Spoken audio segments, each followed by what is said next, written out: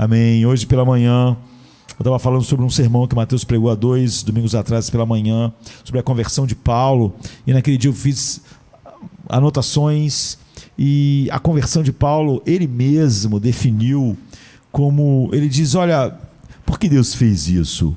Ele diz, a única explicação é que Deus queria para consolar as pessoas, salvar o pior de todos, eu, o principal dos pecadores, para que as pessoas vissem que a graça não conhece nenhum limite. Paulo está dizendo, se ela salvou a mim e me transformou dessa forma, Deus fez isso para o consolo dos outros.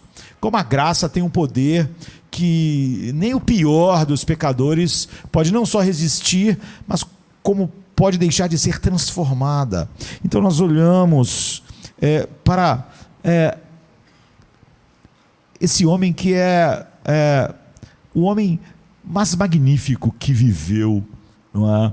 É óbvio, tirando o próprio Deus andando como um homem no mundo, e ele então era o pior, não é? E ele disse que a conversão dele era para mostrar esse poder infinito do Evangelho, e ele diz, como a gente leu em 1 Coríntios 15:10, mas pela graça de Deus eu sou o que sou, e a graça para comigo não foi inútil, antes eu trabalhei mais do que todos eles, contudo, não eu, mas a graça de Deus comigo. Então diz que isso é maravilhoso, mas ao mesmo tempo, da onde Paulo estava, aonde a graça o leva, tira todas as desculpas, não é? Porque isso nada teve a ver com o seu temperamento, nem como ele encarava a vida. Ele construía sua identidade, tudo que ele era, em cima de um ego enorme, e ele se jactava e se gloriava. E ele é totalmente diferente do homem que nós conhecemos. E nós vimos várias características hoje pela manhã, e eu pensei em falar sobre algumas pela manhã, algumas pela noite, mas eu não consegui ir até o fim pela manhã, e certamente então vou ter que pegar um pouco do que faltou e que eu separei para hoje à noite, é óbvio, não dará tempo dentro do tempo que nós temos. Então, engrandecer Cristo por meio de uma morte satisfatória foi onde nós paramos hoje pela manhã. Nós vimos como foi a vida de Paulo, mas Paulo, quando ele estava olhando para a morte, havia aquela mesma coisa. Nós vimos como eu falei que admiro, não é? Nas pessoas, até em pessoas que não estão fazendo, infelizmente, algo para a glória de Deus, como alguém obstinado em qualquer área da vida, da tecnologia, em que a pessoa mergulha naquilo, não é uma pessoa de interesses que logo se perdem, vai para outra coisa, logo se perdem, vai para outra coisa.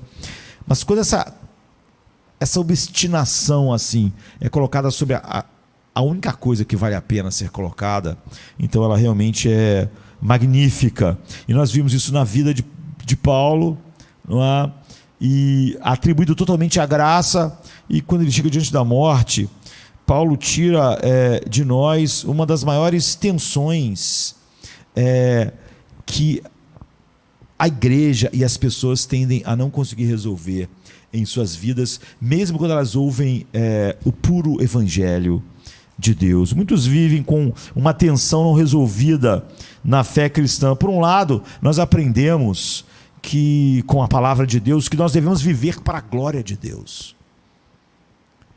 E Paulo diz assim em 1 Coríntios 10:31, quer comais, quer bebais, ou façais qualquer coisa. Esse qualquer coisa está incluindo tudo. Fazei tudo para a glória de Deus. Isso significa que o nosso motivo, por exemplo, o meu motivo, quando eu olhava para isso, desde muito cedo na minha vida, em tudo que eu fazia, deveria ser ajudar as pessoas a verem a realidade da grandeza, da beleza de Deus que eu estava vendo. Eu devia crescer em ver essa beleza e devia, em tudo que eu faço, qualquer coisa, fazer as pessoas ver a beleza de Deus. Quando elas veem isso, eu estou fazendo tudo para a glória de Deus. Por outro lado, todos nós queremos ser felizes. E esse é um desejo, o desejo por felicidade, por satisfação. É um desejo que nenhum ser humano consegue desligar, consegue não ser impulsionado por esse desejo. E é tão natural o desejo por satisfação, por felicidade. Ele é tão natural em nós como é a fome. Você comeu agora de tarde, tomou café, mas a fome já começa a aparecer, não é? É inevitável, você não consegue desligar isso. Quem dera nós pudéssemos, nós queremos ficar mais magros, pudéssemos desligar a fome. Não podemos desligar. Há algo inexorável em nós. Se estamos vivos, nós logo estamos com fome. Há essa mesma coisa, esse desejo de ser feliz, de ter satisfação. E nós não conseguimos desligar. Então, mesmo você vê as pessoas que mais pregam sobre santidade, às vezes até de uma maneira séria, não conseguem. O apóstolo Paulo era o fariseu dos fariseus, mas nunca mais você vai ver nele qualquer ideia de levar as pessoas de volta para o Monte Sinai, para a lei, para serem santificados. E essa tensão acontece exatamente por isso. Eu tenho que viver para a glória de Deus e eu quero ser feliz. Eu quero ter um coração satisfeito. E essas coisas criam uma tensão, entram em choque. E muitas das pessoas dizem: olha, você não foi chamado para ser feliz, você foi chamado para ser santo. Há um pregador escocês, puritano, né? Thomas Boston, nasceu em 1676 e morreu em 1732, ou seja, tantos séculos atrás já. Ele diz assim: considere o que o homem é.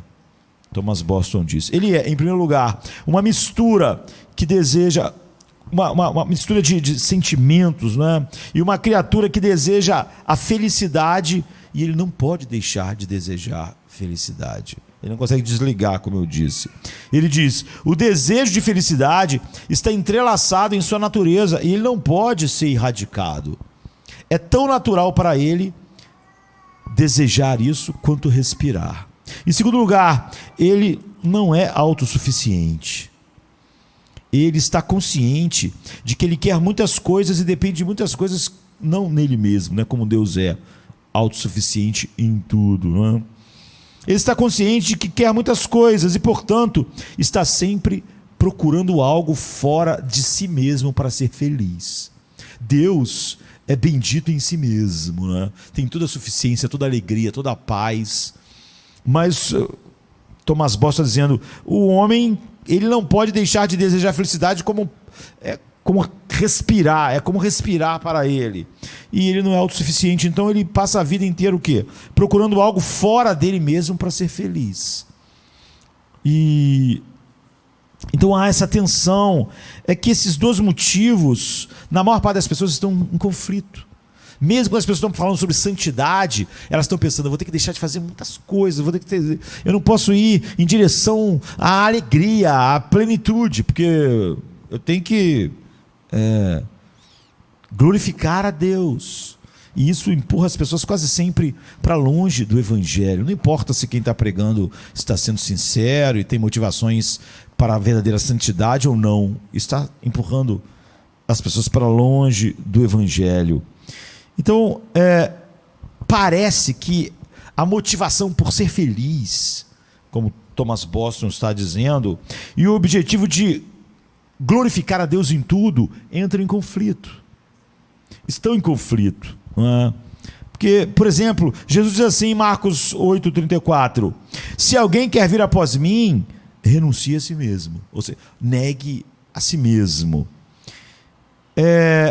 Mas o que acontece? Você pensa: a única maneira de eu glorificar a Deus é negar a mim mesmo. Mas eu queria ser feliz. E eu estou pensando, então eu devo negar coisas que eu queria para ser feliz, para viver para Deus. E as pessoas vão dizer: é isso mesmo. Então, como eu disse, esse caminho, essa tensão, se você não resolve ela no Evangelho, isso te empurra para a lei, te empurra para o legalismo. E quando você começa a estudar as cartas de Paulo,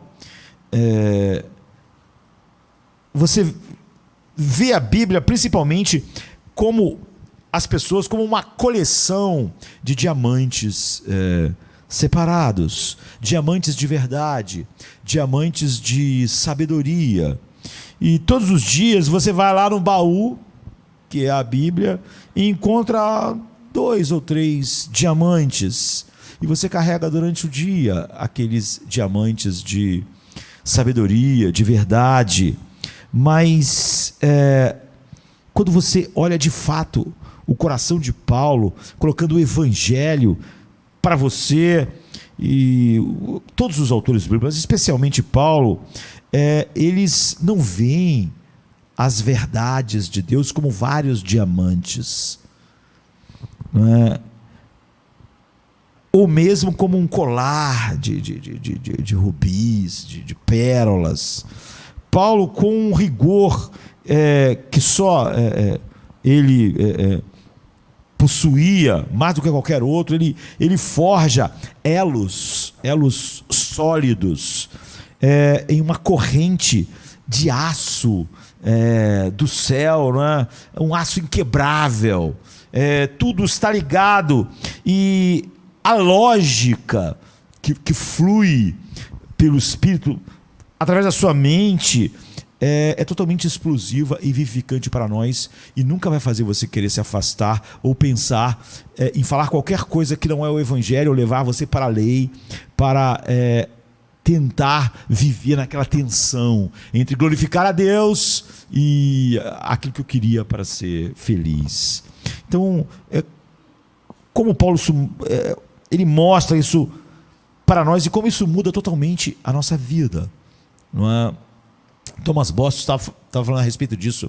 Jonathan Edwards talvez é quem mais profundamente falou a respeito disso.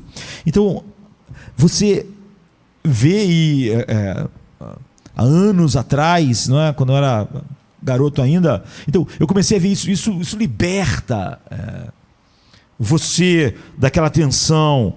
Então Paulo, quando ele fala aos Filipenses, no primeiro capítulo, ele diz o seguinte: a minha ansiosa expectativa e esperança é que eu não me envergonhe de forma alguma, mas que com plena coragem, agora, como sempre, Cristo seja magnificado, visto como belo, maravilhoso, grande, magnífico, satisfatório em meu corpo, seja pela minha vida ou pela minha morte, porque para mim o viver é Cristo e o morrer é lucro. Filipenses 1, 20 e 21. Então você observa que o apóstolo Paulo, ele expressa a primeira metade da tensão que a gente falou, não é? Ou seja, um desejo de viver para a glória de Deus.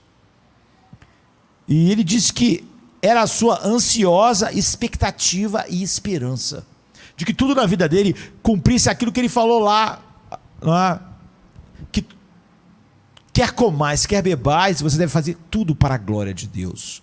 E ele disse, e morrer também. Eu quero morrer para a glória de Deus. Aqui, Deus, que Deus seja magnificado. E ele disse, essa ansiosa expectativa e esperança é que Cristo, ou seja, Cristo, que é a perfeita revelação de Deus, é a perfeita imagem de Deus, ele seja magnificado em seu corpo. E é para isso que nós sabemos que devemos viver. E eu, lá na minha juventude, sabia que era para isso que eu devia viver, para mostrar aos outros que Deus é magnífico, que conforme Deus é revelado em Cristo, nós realmente somos levados a pensar em fazer tudo para a sua glória, porque Ele é manifestado de maneira magnífica em Cristo. Então eu podia ter pensado nisso como um diamante de verdade para a minha vida. E eu poderia colocar então ele o quê? No cofre da minha memória, ou no bolso da minha memória, aquele diamante precioso, essa verdade preciosa, viver para a glória de Deus e deixar ela lá durante o dia, admirar esse diamante lindo e orar a respeito dele e pedindo que ele se tornasse uma realidade na minha vida. Mas então nós nos deparamos com um sábio professor, talvez o maior de todos, certamente o maior de todos na igreja, não é? A não ver isso dessa forma, a não pegar esse pedaço, mesmo que mais precioso da verdade, e fazer dele um diamante guardado no cofre da sua memória ou no bolso da sua memória, mas que eu visse isso só como um elo de uma corrente, um elo de aço do céu, de uma corrente lógica que acaba completamente com aquela tensão entre viver para a glória de Deus e o desejo de ser feliz, que é meio que solapado algumas vezes porque eu tenho que negar a mim mesmo. Então Paulo diz no versículo 20 que Cristo será engrandecido em seu corpo, seja pela vida, seja pela morte. Ele acrescenta o versículo 21, que dá a base para isso que ele está falando. Então observe a palavra para no início do versículo 21, um sinal de que ele está forjando uma corrente, de que os pensamentos estão ligados, não é? E não coisas soltas, maravilhosas. Essas pequenas palavras, essas pequenas frases são tão importantes na Bíblia, não é? E são tão importantes na pena de Paulo. Portanto, desde, não é? Ele vai usar isso o tempo todo, e você pode não prestar muita atenção nelas, não é? Então eu comecei a ver esse do apóstolo Paulo.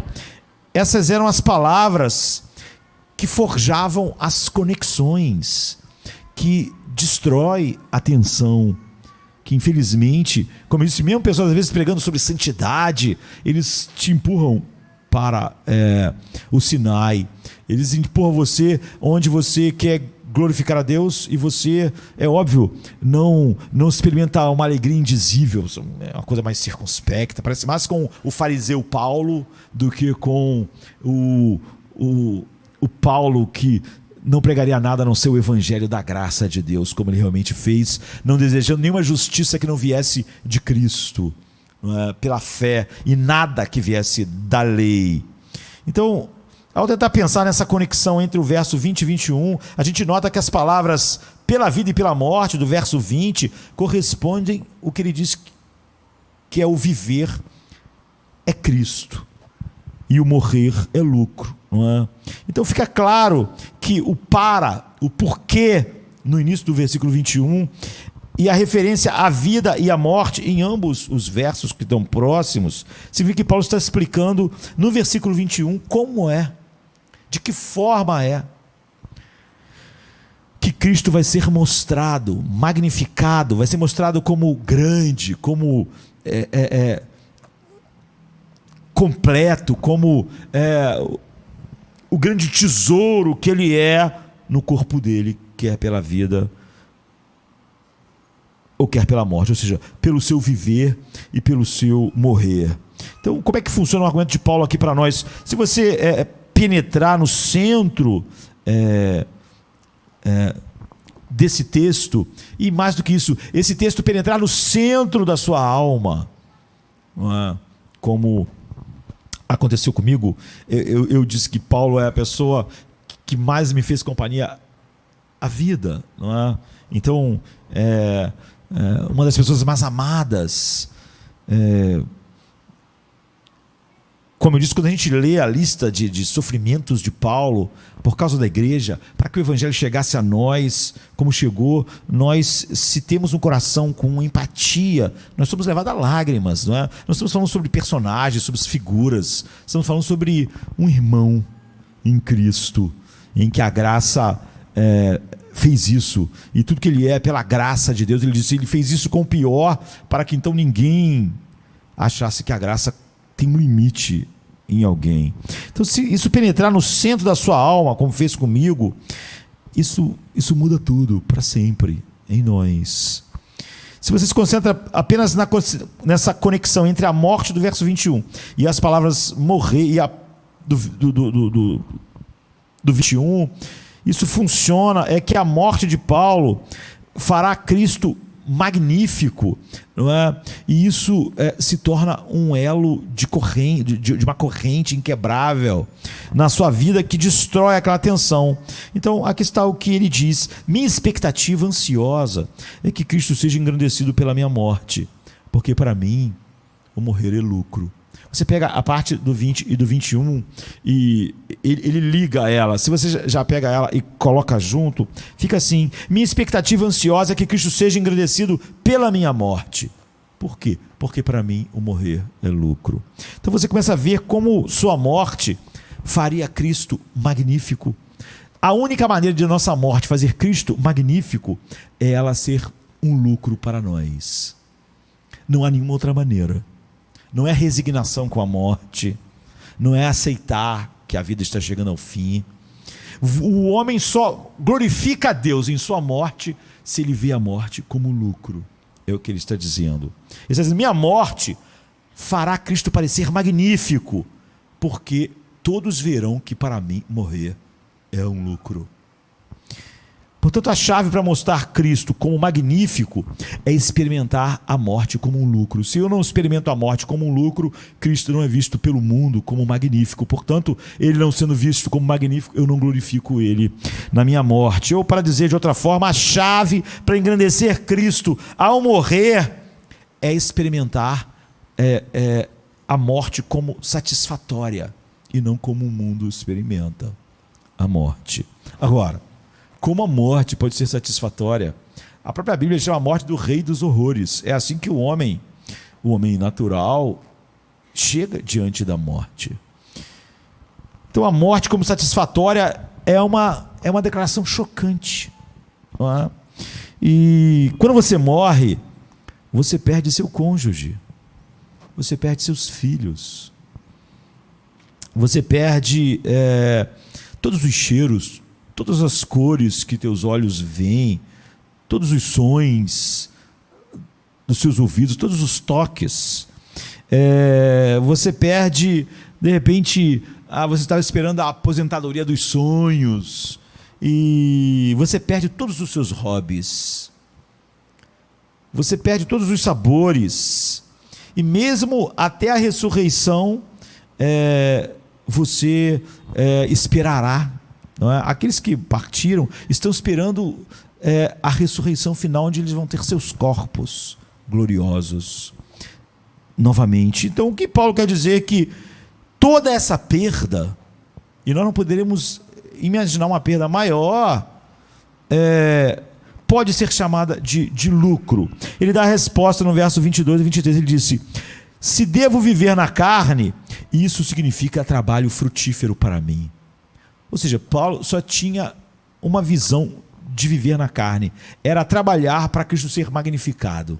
Ele nunca tinha a ideia de que o viver na carne seria bom para ele ter aquela aposentadoria, para ele ter aquela coisa que ele vem sonhando há muito tempo, para ele ter mais tempo. Não, a ideia dele é essa: se devo viver na carne, isso significa trabalho frutífero para mim.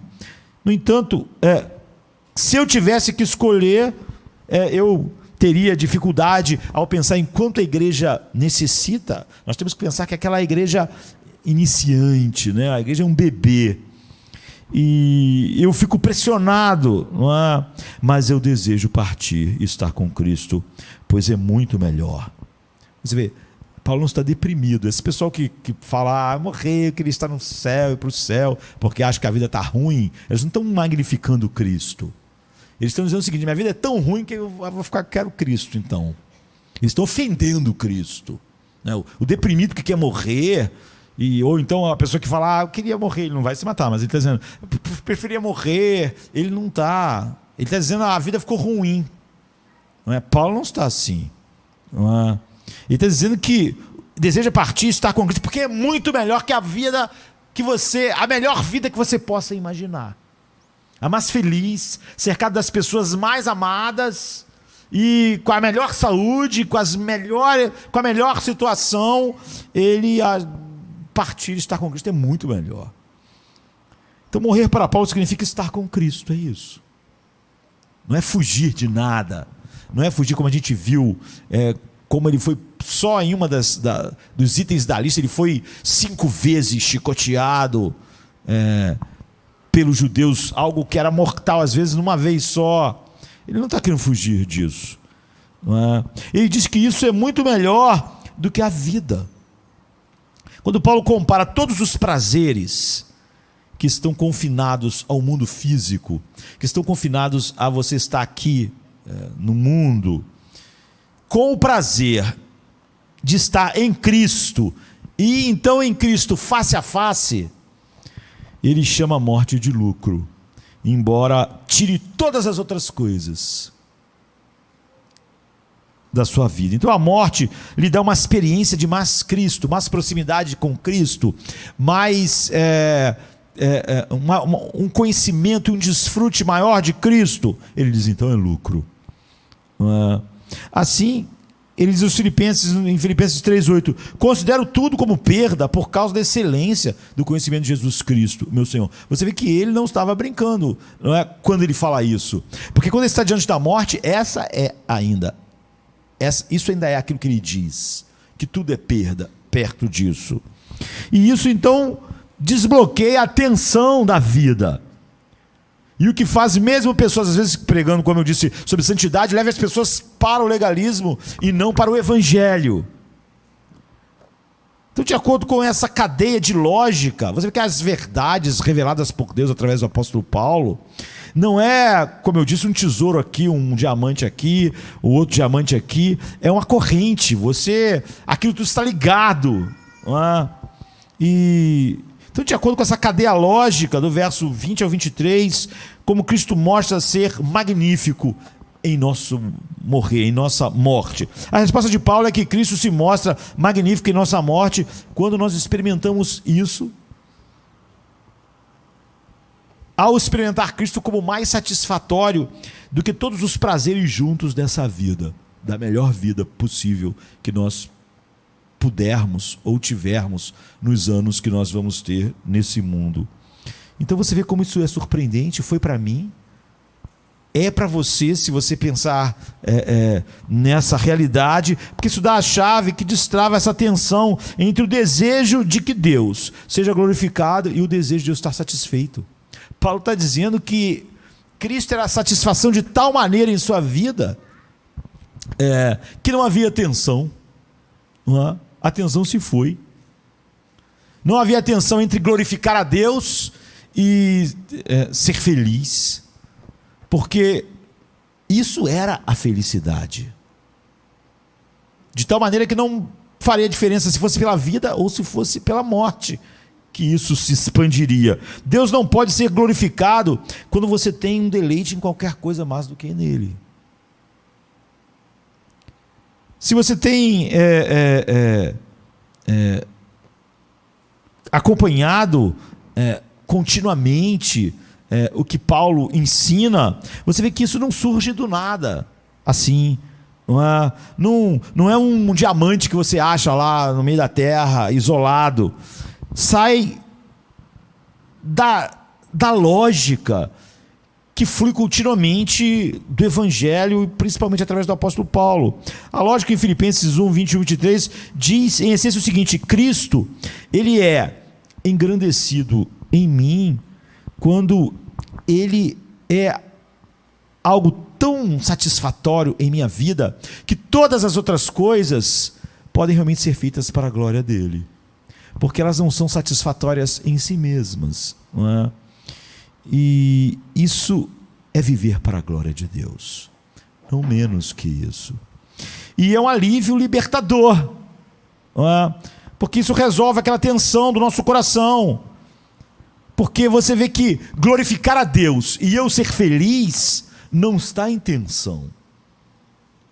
Não é eu tenho que glorificar Ele, então agora muitas coisas que me fariam felizes eu vou ter que abrir mão. E aí eu estou pagando aquele imposto para glorificá-lo, estou indo para a lei para glorificá-lo, e é óbvio que isso não glorifica a Deus, nem me faz satisfeito.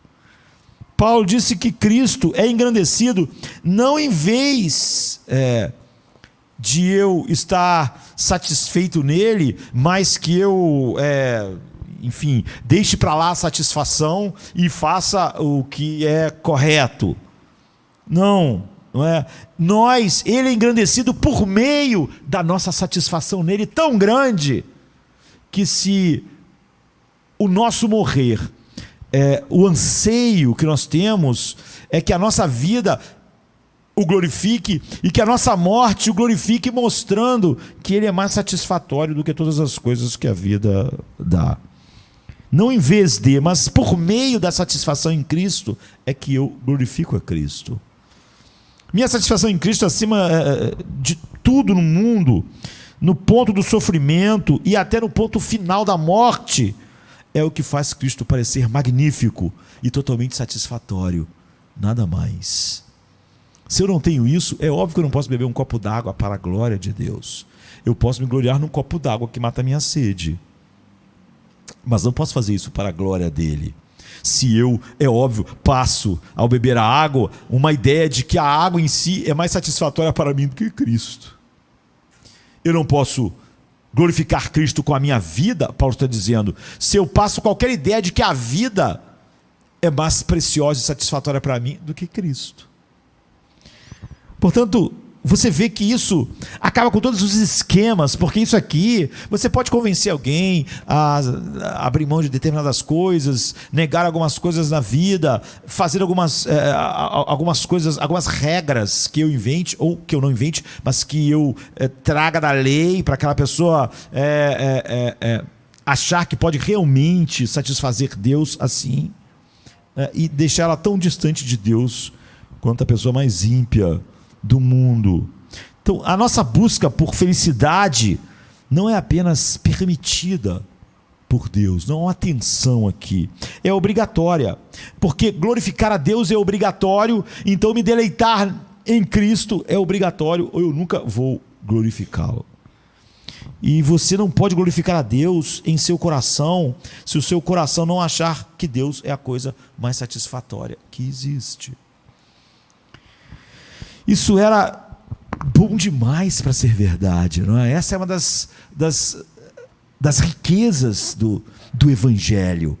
É que então, quando eu sou levado a glorificar a Cristo, eu também estou sendo levado a uma alegria indizível e a satisfação com a qual eu nunca poderia desligar, como Thomas Boston falou. Ou seja, eu devo fazer o que o homem foi feito e que ele não pode desligar. O homem foi feito para buscar felicidade. E agora, buscar felicidade, alegria e deleite não só é permitido para mim, como na verdade é aquilo que eu devo fazer. E aí você vê isso em toda a Bíblia. Salmo 37:4, deleita-te no Senhor. Salmo 32:11, alegrai-vos no Senhor. Filipenses 3:1, alegrai-vos no Senhor. Se nós pararmos de buscar essa alegria em Deus, nós traímos Deus. E nós paramos imediatamente de glorificá-lo, porque nós, é óbvio, estamos magnificando outra coisa que nós achamos que pode nos dar aquilo que nós não podemos parar de buscar, que é deleite. E nós vamos começar a contar uma mentira para todo mundo. Há muitas coisas que você chama de grande bênção, é uma mentira para as pessoas a respeito do valor de Deus. As pessoas me veem tão explosivo de alegria por algo, que está contando para elas o seguinte: se isso me fosse tirado, eu ia ficar miserável. Porque isso aqui é satisfatório. Não porque eu posso desfrutar isso para a glória de Deus, mas isso aqui é a própria coisa que eu desfruto. Então não é nobre buscar a Deus sem um desejo de se deleitar nele. Nenhuma busca não conduzida pelo Evangelho é uma busca de Deus que tem um desejo de se deleitar nele. A lei nunca te leva a buscar a obediência por se deleitar em Deus, mas porque você acha que pode ganhar algo de Deus, ou o favor, ou o amor, ou alguma coisa, pelo que você faz, ou pior, outras coisas, não é? É um insulto, é um insulto. Então eu nunca vi essas coisas. Mas a pessoa está falando sobre santificação. É um insulto a Deus. Quando eu me volto do Evangelho para a lei. Então é como se devêssemos dizer: Deus, Tu és precioso, mais do que o ouro, mas eu quero mesmo o ouro. Isso não glorifica a Deus. Isso ofende. Não é? É você dizer: ó Deus, Tu és mais doce do que o mel, mas eu quero é mel mesmo. Isso ofende. Não é? Ou você é a fonte da vida, é um rio de delícias, mas eu não tenho vontade de me satisfazer em ti, no que Tu és. Não é? Isso pode até na mente de algumas pessoas soar como autonegação. Não é meu deleite, mas eu estou buscando assim mesmo, porque sem nenhum deleite eu estou negando. O meu deleite estava em outras coisas que eu não estou podendo fazer, eu estou deixando para lá. Mas isso é muito diferente da abnegação ou negar a si mesmo que Cristo nos chamou. Isso não é negar a si mesmo, isso é negar Deus pelo que Ele é. Em vez de você estar negando a si mesmo, você está negando Deus, está dizendo: Tu não é satisfatório, mas eu vou ter que ir nessa direção. A abnegação que Cristo exigiu é negar a nós mesmos prazeres passageiros, insatisfatórios do pecado, para que nós possamos ter prazer pleno em Deus, e não para que nós não tenhamos prazer, deleite e satisfação. A razão para a abnegação, para negar a si mesmo que Jesus dá, é o quê? Quem perder a sua vida por minha causa e do Evangelho, acha. Não é que quem perde a vida por mim, olha, fez a coisa certa. Não, ele acha a sua vida. Ele acha o que queria. Ele acha o que procurava. Ele acha a satisfação. Ele acha o prazer. Ele não perde. Não é a abnegação pela abnegação. Perde isso, fica sem. Por mim, fez a coisa certa. Não é isso. O incentivo, a razão, o motivo que ele dá para você negar a si mesmo, não é? Quem perder a sua vida por minha causa e causa, acha a sua vida, não perde. Não é? Marcos 8,35. Então, na tua presença, Davi diz, a plenitude de alegria, à tua direita delícias perpetuamente, Salmo 16:11. Então a tensão na minha vida foi resolvida. A busca acabou. Não é? A ideia da lei, de alguma maneira, me levar a algo que honrasse a Deus, é algo também descartado. Portanto, você não fica toda hora lutando de novo, quando ouve alguém trazer mais uma ideia legal para a sua vida. E foi esse incrível apóstolo, o apóstolo Paulo, que foi esse guia maravilhoso, a maior descoberta que você pode ter da sua vida. Por isso, eu disse, em nós é despertada uma afeição muito grande pelo apóstolo Paulo. Quando ele vive toda aquela vida que ele diz, a graça, contudo não eu, a graça, Deus nos leva a começar a sentir uma gratidão tão grande. Por isso, empatia com alguém que viveu há tantos anos atrás. Porque ninguém em minha vida, e eu acho que se você olhar corretamente, além do próprio Cristo, que é a fonte de tudo, me conduziu a tesouros da verdade transformadoras tão grande quanto o apóstolo Paulo. Ninguém, além de Cristo, me colocou num lugar tão seguro quanto a qualquer coisa que não era o Evangelho, que o apóstolo Paulo. E eu sabia o tempo todo o custo terrível que ele fez, que ele experimentou com alegria para ser um instrumento para levar a igreja de Cristo assim, a alegria e a esse deleite, não é? E nos ensina o apóstolo Paulo assim, a amar todas as outras coisas, sem que todas as coisas se tornem um problema de amor em nossa vida.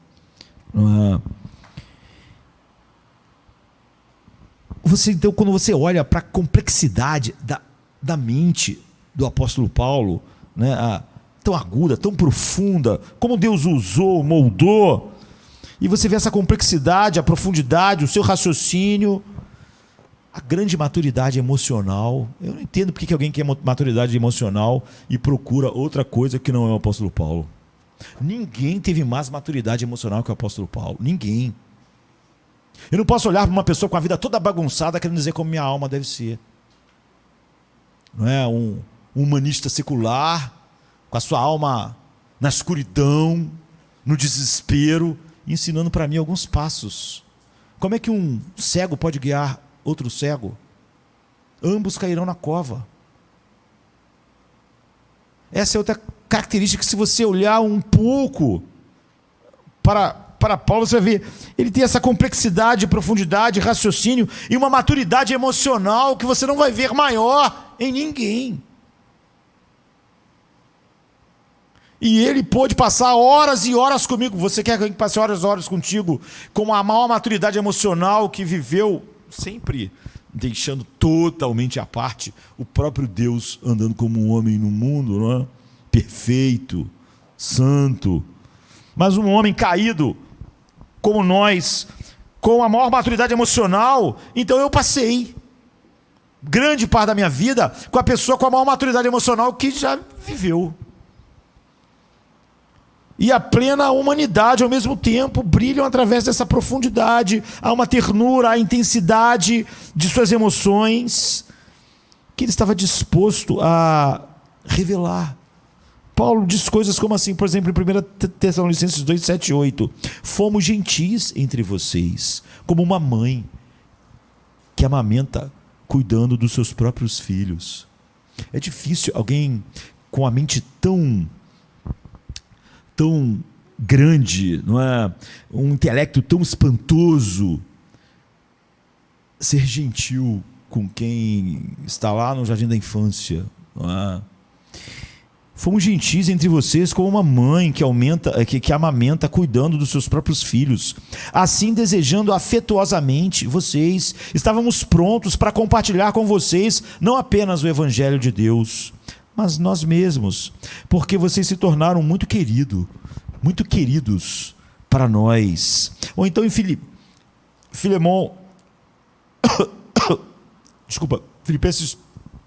4:1. Meus irmãos, a quem amo e anseio, minha alegria e coroa, assim permaneçam firmes no Senhor, meu amado. No verso 8 do capítulo 1, Deus é minha testemunha como anseio por todos vocês com a afeição de Cristo Jesus. Agora sim, Filemão 12, estou enviando Onésimo de volta para você, enviando com ele o meu coração.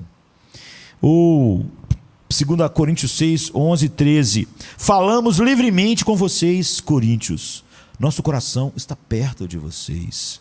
Vocês não estão restringidos por nós, mas estão restringidos em suas próprias afeições. Nós sabemos quão maltratado ele tinha sido por eles. Em troca, falo como que para crianças. Alarguem seus corações para mim, como o meu coração é largo para vocês. Então há uma rara combinação no apóstolo Paulo, nessa pessoa mais madura emocionalmente, além de ser tudo que ele é espiritualmente. Há uma rara combinação que você dificilmente encontra, não é? Muitas pessoas nesse mundo são de maneira desequilibrada, racionais.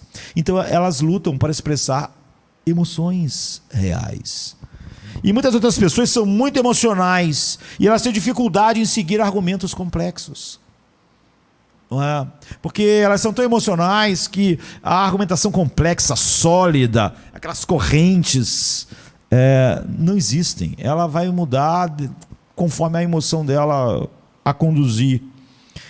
E então há poucas pessoas que podem seguir, às vezes, um argumento muito complexo, que dirá construir um argumento complexo, como o apóstolo Paulo pode fazer.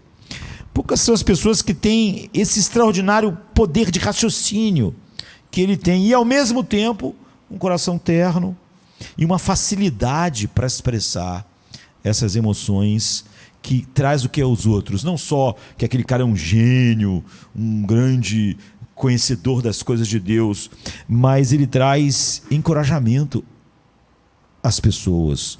E ao encontrar Paulo em suas cartas, ele se destaca como uma dessas pessoas raras.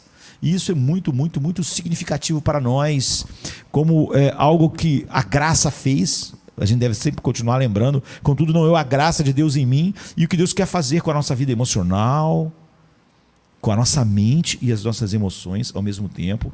O que a graça faz, essa combinação de racionalidade e autenticidade emocional, não é a marca de um homem iludido, enganador, conduzido só por sentimentos não maturos. Ele carrega as marcas de um homem maduro, mentalmente saudável e estável. Tudo que as pessoas querem hoje é ser, na igreja, não é? Maduros, mentalmente saudáveis e estáveis, e elas então procuram o conselho de pessoas que nunca foram nada disso, ou do humanismo secular, e elas se espantam porque a igreja cada vez é mais imatura, não mentalmente saudável e nem estável, igual o mundo. Mas como poderia ser diferente? Seus poderes de Paulo do intelecto podiam ser ameaçadores. Quando alguém tem um intelecto muito grande, tende a ameaçar. Você sente isso como uma ameaça.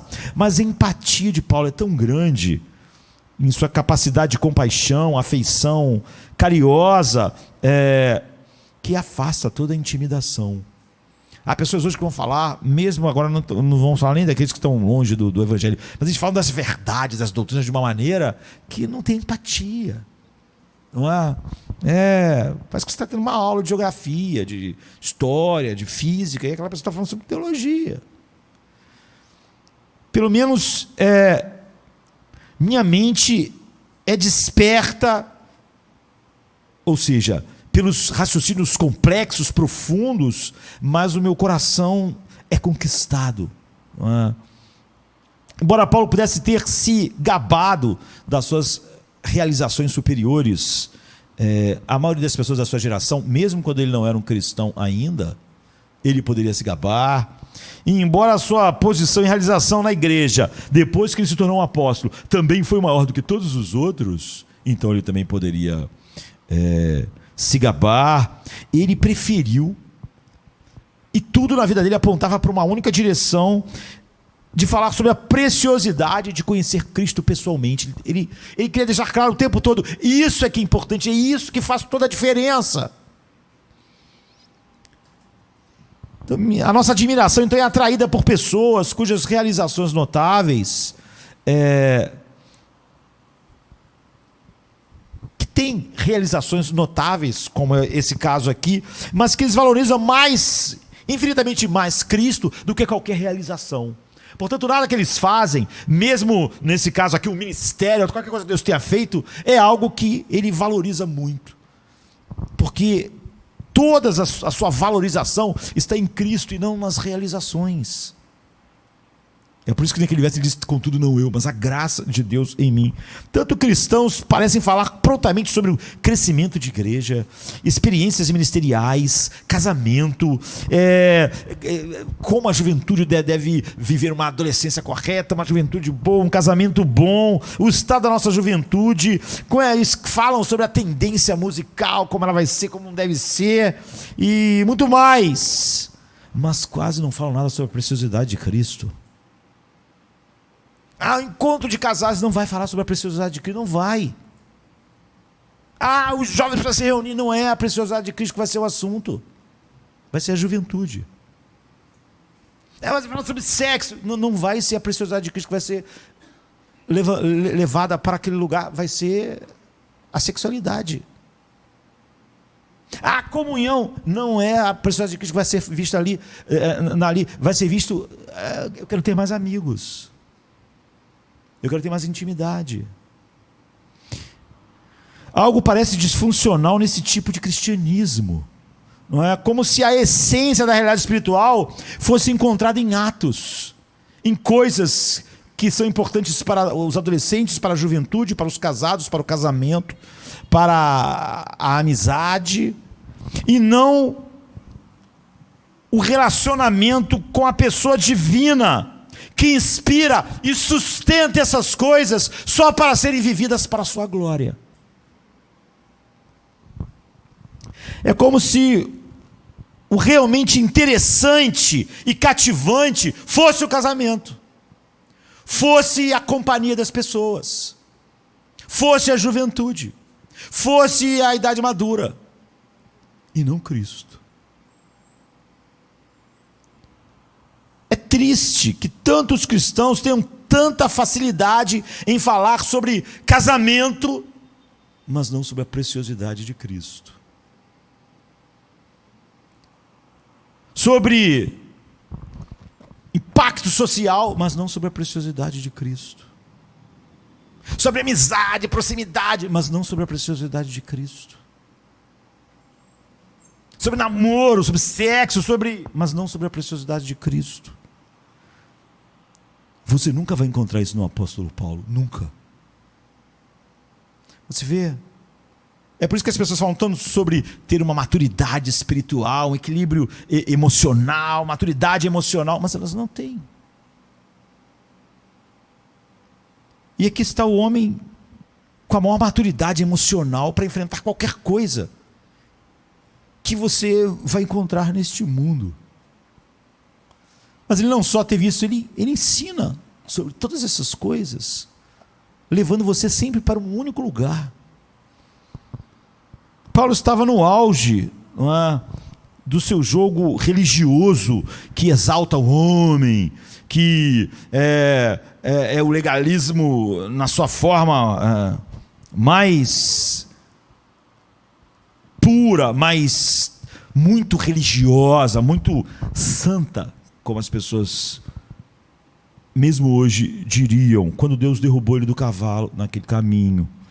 E mesmo depois da sua conversão, ele estava entre os cristãos, ou talvez o mais autoritário da sua época. Ou seja, Paulo tem a autoridade de falar segundo o meu evangelho. A revelação do evangelho de Cristo direta a Paulo é tão profunda, tão direta, que ele usa essas expressões, segundo o meu evangelho. E talvez o mais produtivo de todos. Ele tinha muitas atividades, entre aspas, religiosas, sobre as quais falar, mas ele não falava sobre isso. Seus velhos camaradas religiosos tentaram colocá-lo na sombra, gabando-se dos rigores religiosos. Velhos colegas que agora estavam também flertando ali no cristianismo. Então eles começavam a falar sobre como eles eram, proibições, asceticismo. Mas não Paulo. Não é? Paulo poderia ter vencido eles em qualquer jogo, mas ele não ia jogar. Ele diz assim: se alguém pensa que tem motivo para se confiar na carne, mas eu tenho muito mais. Circuncidado ao 8º dia, da linhagem de Israel, da tribo de Benjamim, hebreu de hebreus, quanto à lei, fui fariseu. Vocês vão falar comigo sobre rigor, buscando santidade, tal, religiosidade que coloca o homem em evidência. Segundo a lei, eu fui fariseu. Quanto ao zelo, eu fui perseguidor da igreja. Quanto à justiça sobre a lei, eu fui irrepreensível. Filipenses 3, 4 e 7. Em Gálatas 1, 14, ele diz: eu estava avançado no judaísmo, além dos que eram da minha idade. Entre o meu povo, eu era tão extremamente zeloso e totalmente vinculado às tradições, não só a tudo que o evangelho, a lei, o Velho Testamento ensinava, mas todas as tradições que foram criadas em torno daquilo. Gálatas 1,14. Mesmo depois de se tornar cristão, vamos nós olhando, as realizações de Paulo são insuperáveis, são incomparáveis. De vez em quando ele se referia ao seu trabalho árduo, autoridade espiritual e frutificação. Mas toda vez que ele fazia isso, ele confessava a sua total dependência de Deus, da graça de Deus. Ele nunca atribuiu isso a nenhuma coisa que fosse natural nele. Nunca. Ele disse: eu só vou me gloriar em Cristo. Eu nunca vou me gloriar em nada que eu faço no meu ministério, nas coisas que eu faço para Deus, ou em nada na minha vida. Quantas horas eu oro, quantas horas eu faço aquilo, o que eu faço daquilo. Eu nunca vou me gloriar em nada, a não ser no que Cristo fez.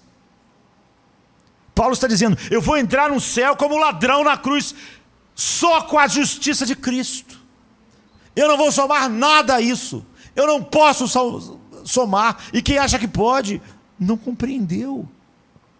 Eu atribuo tudo a Cristo. Então toda vez que ele fazia isso, ele confessava a sua total dependência. Ele queria se gloriar no próprio Cristo, não em seu trabalho árduo, não em seu ministério, não em quantas almas ele ganhou para Cristo, não em quantas... Ele não queria se gloriar em nada a não ser em Cristo. Seus milagres, suas visões, nós vimos como Paulo ficou 14 anos sem contar. Que ele foi levado ao terceiro céu. Quanto tempo você ficaria? Você pegaria exatamente o WhatsApp em quanto tempo? As suas redes para contar às pessoas a sua experiência. 14 anos. E quando ele foi contar, você vê que ele tenta despersonalizar, porque havia um problema sério, grave. E ele vai se gloriar na sua fraqueza, porque nisso é que Cristo era mais visto e exaltado, e não nas suas experiências. Pela graça de Deus eu sou o que sou, e sua graça para comigo não foi em vão. Pelo contrário, eu trabalhei muito mais do que qualquer um deles, embora não fosse eu, mas a graça de Deus comigo. 1 Coríntios 15:10, que é o texto que a gente leu hoje de manhã e hoje. Em 2 Coríntios 12:11, ele diz: eu não era nada inferior a esses superapóstolos que foram para Corinto, para a igreja dos Gálatas, e eram grandes pastores, grandes líderes. Não era igual o apóstolo Paulo, que não era abençoado, né? Vivia em sofrimentos. Ele diz, quando ele é obrigado a falar, ele fala sempre assim: eu não era nada inferior a esses superapóstolos, embora eu não seja nada. Ou então em 1 Coríntios 3, 5 e 7, o que é então Apolo? O que é Paulo? Servos por meio dos quais vocês creram, conforme o Senhor designou vocês. Designou que vocês crescem. Não tem nada a respeito de nós a ser atribuído. Eu plantei, Apolo regou, mas nem quem planta e nem quem rega é nada, mas Deus somente que dá o crescimento. As realizações de Paulo foram superiores antes de ele se tornar cristão, no mundo em que ele viveu. Ele era alguém que se destacou. E depois de se tornar cristão, é óbvio que ele se destacou. Certamente ele é o personagem mais importante da história. Depois do dono, do criador do universo, da história, que divide todas as coisas, né? Estamos hoje em 2022, depois de Cristo. Mas nunca essas coisas foram a glória de Paulo, e nem ele escrevia para falar sobre essas coisas. Não escreveu vários livros sobre isso, sobre ministério, sobre como organizar, como fazer. Ele nunca. Ele não escreveu sobre isso. Ele nunca fez nada assim, como é tão comum. Porque essas coisas não eram sua glória. Elas não eram nem sua alegria. É por isso que ele podia ficar preso, sem ministério, sem nada, anos, e ele estava satisfeito e alegre, porque o ministério não era a sua alegria. Ele mostrou onde a sua glória e a alegria estavam mais claramente quando ele comparou seu desfrute com Cristo com o deleite das suas realizações. Não é? Ele disse: qualquer ganho que tivesse, eu contava como perda por causa de Cristo. Na verdade, eu considero agora tudo como perda por causa do valor supremo de conhecer a Cristo Jesus, de fazer alguma coisa por Ele, como se Ele precisasse, de conhecer a Cristo Jesus, meu Senhor. Por causa dele eu perdi todas as coisas e as considero como lixo, para que eu possa ter mais de Cristo, né?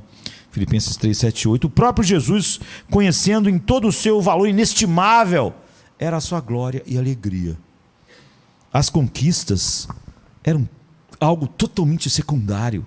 Ele não escreve sobre isso, ele não vai ensinar as pessoas a como se tornar um líder como ele, como ser um líder, e como fazer isso, e como fazer aquilo, e como fazer aquilo outro.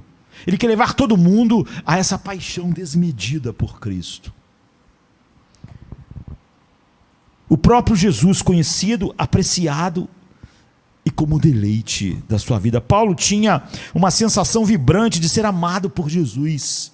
E ele sentia ser amado por Jesus na cadeia, solto, com saúde, sem saúde, vivendo diante da morte. Ele sentia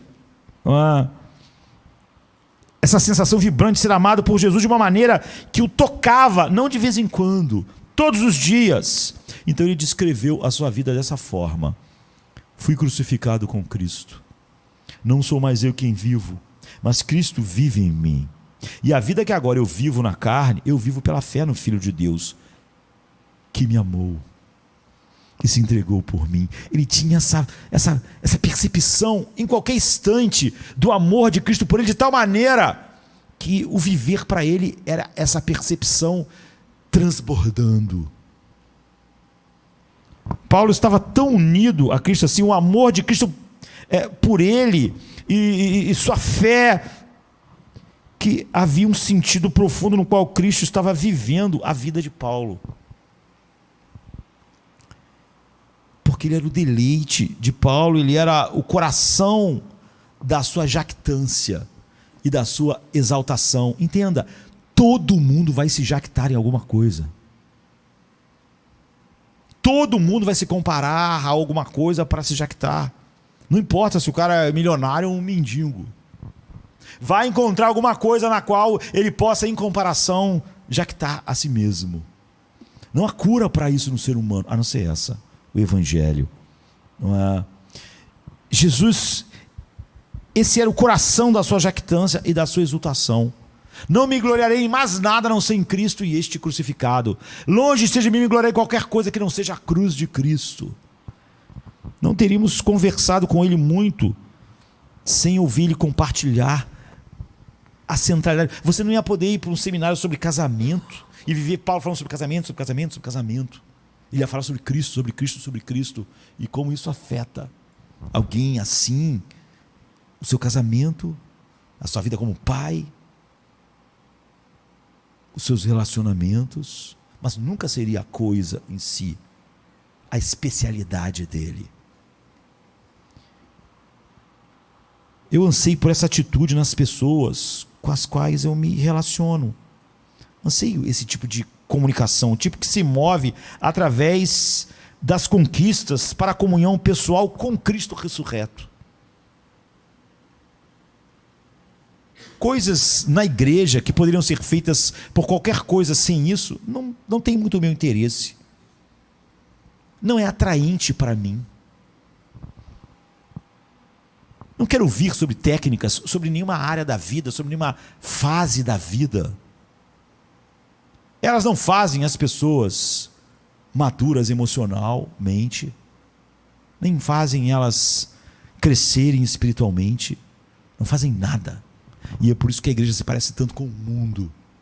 Porque mesmo quando ela trata dessas coisas, ela trata como o mundo trata. Essas próprias coisas como objeto da satisfação delas. E é por isso que quando eu vejo isso tão lindamente em Paulo, eu sinto que encontrei o amigo mais especial da minha vida.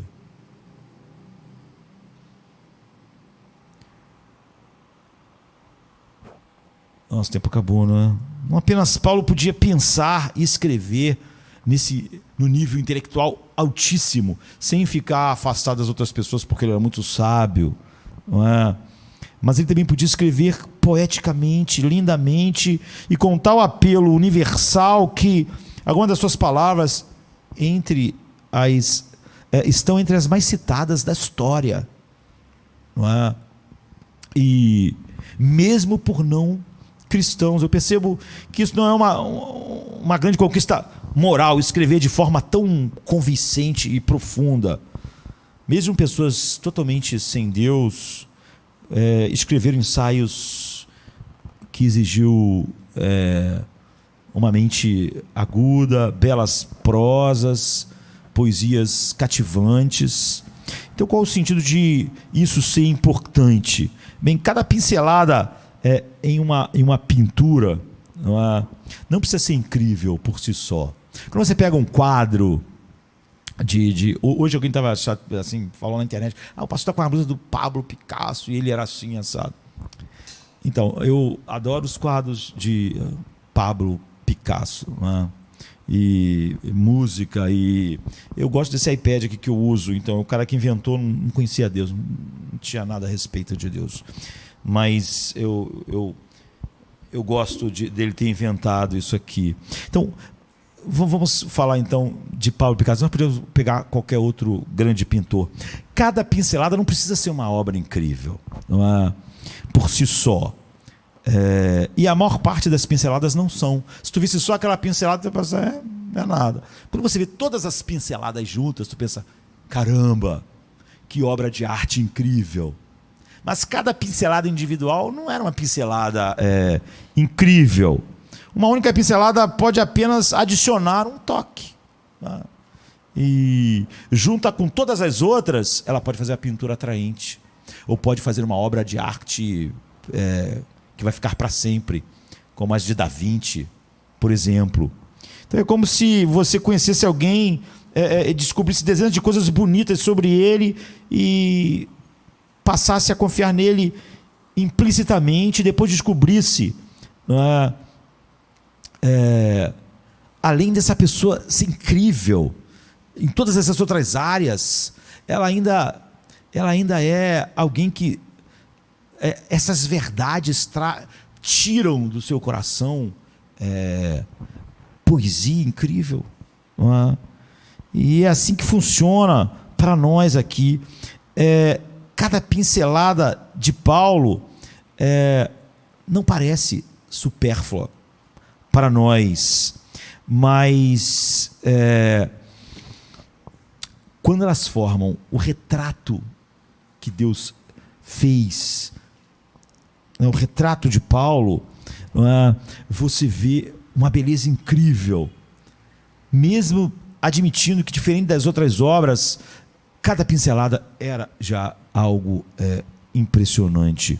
Paulo tem a reputação de escrever frases longas, muito difíceis, e a lógica de Paulo é muito intrincada e difícil, porque ele desenvolve argumentos extensos e envolventes que precisa da sua atenção máxima. Por exemplo, os versos de 3 a 14 em Efésios 1 é uma frase só.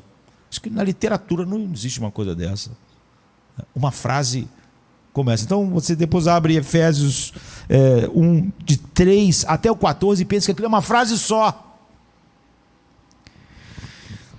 Longa. A maioria das pessoas que estudam Paulo diria que a sua carta aos Romanos é o maior exemplo, e isso pessoas cristãs e não, espetacular, de argumentação cuidadosa. Ele escreve com precisão lógica, atenção cuidadosa, clareza e persuasão. Por isso, Romanos é a maior coisa já escrita no mundo. Portanto, quando nós chegamos, por exemplo, ao capítulo 13 de 1 Coríntios, nós ficamos surpresos, maravilhados.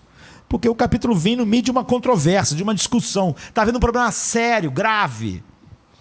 E em ambos os lados do capítulo, dessa grande controvérsia, Paulo coloca essa parte que trata dessa grande controvérsia. Numa controvérsia, as pessoas tendem, pelo contrário, elas tendem a perder um pouco o equilíbrio, e elas falam coisas, às vezes, inconvenientes, não muito pensadas. Mas imagine, no meio de uma grande controvérsia, espremido no meio, Paulo escreve uma das coisas mais lindas que o homem jamais leu. Há uma combinação de pensamento moralmente luminoso, combinando com uma prosa esteticamente totalmente atraente, e poucas coisas foram mais lindas já escritas no mundo. E era no meio de uma controvérsia. Ele diz assim: se eu falasse a língua dos homens e dos anjos, mas não tivesse amor, eu seria como um sino barulhento que retine. E se eu tivesse poderes proféticos e compreendesse todos os mistérios e todo o conhecimento, e se eu tivesse toda a fé para mover as montanhas, mas não tivesse amor, eu nada seria. Se eu desse tudo que eu tenho aos pobres, entregasse até o meu corpo para ser queimado por outros, mas não tivesse amor, eu não seria nada. O amor é paciente, é gentil. O amor não inveja, nem se vangloria. O amor não é arrogante ou rude. O amor não insiste em seu próprio caminho, seu próprio tem que ser do meu jeito. O amor não é irritável ou ressentido. Não se regozija com o mal. Ou seja, não se regozija com a transgressão na vida do outro, mas se regozija com a verdade. O amor tudo suporta, o amor tudo crê, o amor tudo espera. O amor nunca termina. Quanto às profecias, elas passarão, quanto às línguas cessarão, quanto ao conhecimento ele passará, pois em parte conhecemos e em parte profetizamos. Mas quando vier o perfeito, o parcial passará. Quando eu era criança, eu falava como criança, pensava como criança, raciocinava como criança. Mas quando me tornei um homem, abandonei os modos infantis, as coisas de criança.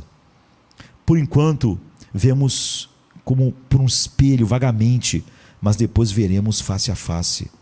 Agora eu conheço em parte, mas então conhecerei plenamente, assim como sou conhecido plenamente. Assim agora permanecem a fé, a esperança e o amor. Mas entre esses três, a maior de todos é o amor. Esse capítulo é belo em sua concisão, porque é difícil falar coisa profunda demais, importante demais e abrangente demais com uma quantidade pequena de palavras.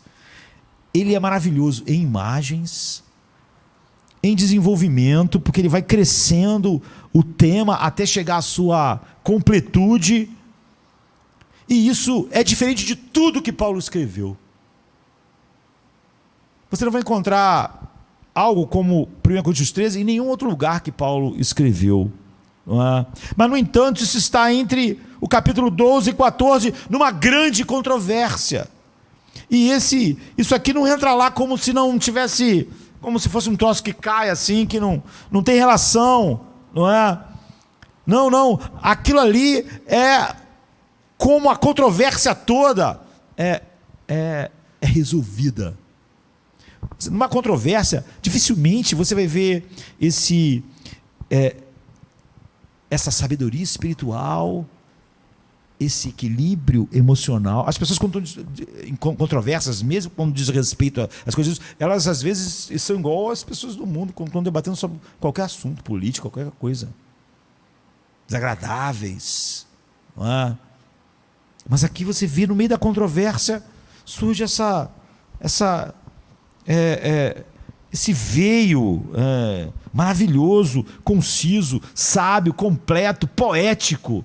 Até as pessoas que não amam o Evangelho, eu acho esse texto, essa passagem é uma das mais conhecidas por todas as pessoas, mesmo que entendam ela errado por não entender ela dentro do contexto. Que Paulo pudesse chegar a esse tipo de realização poética em meio a uma discussão é extraordinário. Em meio a uma discussão e uma controvérsia, as pessoas estão longe de algo assim, não é? Então, você vê que como todas as coisas do apóstolo Paulo estavam capturadas pela beleza de Cristo de tal maneira, e como então você tem nele o mais completo equilíbrio emocional, um homem muito sábio, mas que tinha empatia com os mais fracos, ignorantes. Ele se dedicou a ensinar a essas pessoas. Ele nunca se mostrou como o cara lá no alto, em que sabia tanto que as pessoas estavam distantes. Ele se dedicou a fazer com que escravos, analfabetos, tivesse uma paixão por Cristo tão grande quanto a dele. Essas coisas não distanciavam Paulo de nada, porque tudo que ele queria, tudo que ele se gloriava era na beleza de Cristo, que ele queria ver aquelas pessoas se gloriando também. Ele não queria que elas achassem ele inteligente, ele profundo, ele sábio lá naquele pedestal elevado. Ele queria que ele, aquele escravo analfabeto, tivesse uma paixão tão desmedida por Cristo. Ele queria que ele, que era casado, tivesse uma paixão tão desmedida por Cristo. Ele não queria levar aquelas pessoas a nenhum lugar, a não ser esse. Então ele não dava nenhuma importância a nenhuma dessas coisas. Há tantas coisas para serem mencionadas que nós não podemos, porque o nosso tempo acabou. Mas certamente uma das maiores bênçãos que Deus deu à minha vida foi o apóstolo Paulo. Eu precisava de alguém mais equilibrado emocionalmente que existiu, então eu tinha um amigo especial assim. Precisava de alguém profundo espiritualmente, com uma mente aguçada, com raciocínios complexos, então eu tinha. Mas eu precisava de alguém que ao mesmo tempo tivesse empatia. Nós não podemos falar, nós vamos ver como Paulo, mesmo nos momentos mais elevados, ele vai falar sobre o pecado, como o pecado o assediava. Ele nunca deu a ideia de que estava num nível ou num lugar onde aquele pecado tal não era um problema. Não, não, não. Ele se coloca sempre junto conosco, não é? Mostrando que ele precisava a cada dia, que o processo de santificação, ele não vivia no mundo irreal, que o processo de santificação continuava na vida dele, que ele dependia disso, que o pecado o assediava de perto. E há essa dimensão. Mas o importante é quando a gente olha para essa dimensão que Deus nos deu no apóstolo Paulo. Eu disse que falei a respeito disso hoje de manhã e de noite por causa daquele sermão sobre a conversão de Paulo, onde enquanto eu ouvia, eu gosto mais de ouvir do que de falar, não é? Minha mente funciona para 1000 lugares a cada coisa que eu estou ouvindo sobre o Evangelho. E realmente aquela conversão é a coisa mais incrível entre todas as conversões, pelo que ela se transformou nas mãos de Deus. Paulo disse que era o pior, era aquilo que a graça, para fazer dele o que fez, teria que mostrar todo o seu poder, porque nada disso tinha nada a ver com o que ele era em si mesmo. E isso dava esperança então para todos aqueles que Deus chama.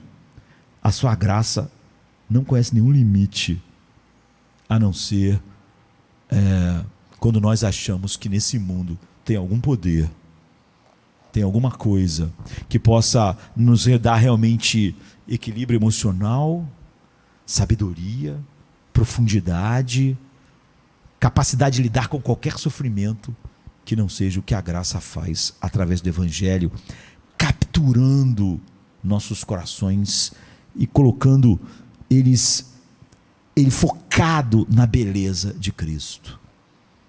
Há pessoas bem intencionadas, como eu disse, que vão tentar fazer as pessoas verem uma vida de santificação, levando as pessoas para a lei, mas só vai levar a pessoa para aquela tensão entre eu ser feliz e glorificar a Deus, nunca para o lugar onde Paulo nos leva, ao nos levar para o Evangelho com mais profundidade do que qualquer outra pessoa. Mesmo Pedro teve que dizer, os argumentos de Paulo que ele escreve às vezes é difícil de entender, e algumas pessoas se pervertem. Ao mesmo tempo, você vê, ele não ficava conversando com os sábios, ou ele não fazia eventos para mostrar o quão sábio ele era. Ele estava junto com as pessoas que talvez estivessem mais distante em muitos aspectos dele, mas tudo que ele queria é que aquela pessoa tivesse o coração capturado por Cristo como ele, e nada mais importava para ele. Esse é o lugar onde a graça nos leva. Nunca use, pela graça de Deus eu sou o que sou, para falar sobre quão distante nós estamos daquilo que Deus faz. Quando Paulo diz, pela graça de Deus eu sou o que sou, ele diz logo, mas ela não foi inútil. Não é uma coisa que eu falo assim, que é bonito. Ela fez todas essas coisas nesse homem que não só era totalmente oposto emocionalmente, em seu temperamento, em seus valores, a tudo que o evangelho era, ele odiava com ódio completo isso, porque isso acabaria com o seu mundo. Mas quando o mundo dele foi totalmente derrubado pelo evangelho, ele viu a face de Cristo e nada mais então importava. Vamos ficar de pé, vamos orar.